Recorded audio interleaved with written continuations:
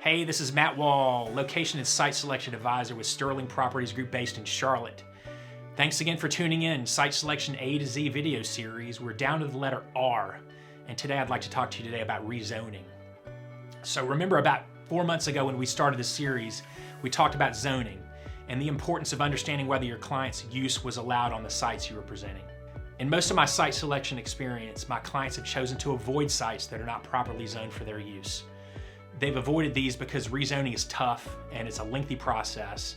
It involves months of preparation and costs that might not be recouped if the rezoning is not successful.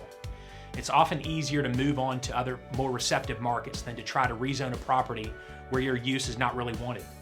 So municipalities are no longer doing spot zoning, where they simply change a zoning classification without approving details and specific plans. If a rezoning is successful, it's all about conditional approvals, where they are approving a specific use and a specific site plan and other development requirements.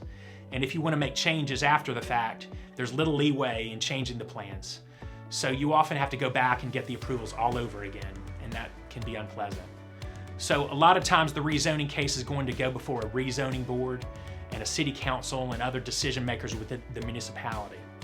You're going to need to know what that process looks like and assess whether it's realistic or viable or worth everybody's time.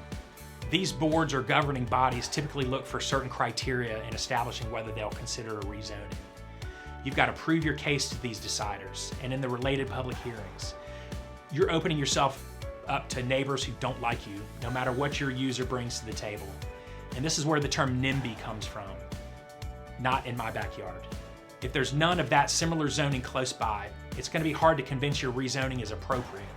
And you do not want to go through that process without talking to your planning director and your zoning administrators at the municipality to assess the likelihood of being successful at that. Most clients don't like going through rezonings unless we know that there's a good case for approval or recent precedents where others have succeeded in similar efforts. So just know that going in and present that information that you fully researched to your client before you proceed down that road. And here's a pro tip. If you're thinking of rezoning a property, it helps to have a few things pointing in your favor. Do you have an adjacent property that is similar to the zoning type you want for your property? Or perhaps similar zoning across the street that you can piggyback on? Another thing to look at is the area's long-range plans. Often the planning staff has charted a course for zoning out into the next decade or further that tells you what direction things are headed from a zoning standpoint. Areas today that are rural zonings or low-density residential areas in the path of progress might have future commercial zoning designations that the staff will support today. We've seen this happen along the light rail corridors in Charlotte that have a future transit-oriented district zoning supported by staff, allowing for higher density vertical developments. Or you might see a farmland that abuts industrial areas designated as future expansion of that type of zoning, particularly where infrastructure such as highways and rail spurs exist that can be further leveraged for economic development. So that's R for rezoning in the series Site Selection A to Z. I hope you found that interesting and informative. Please share your comments and perspectives below and let me know if I can ever help you or someone you know in securing their next commercial location or site.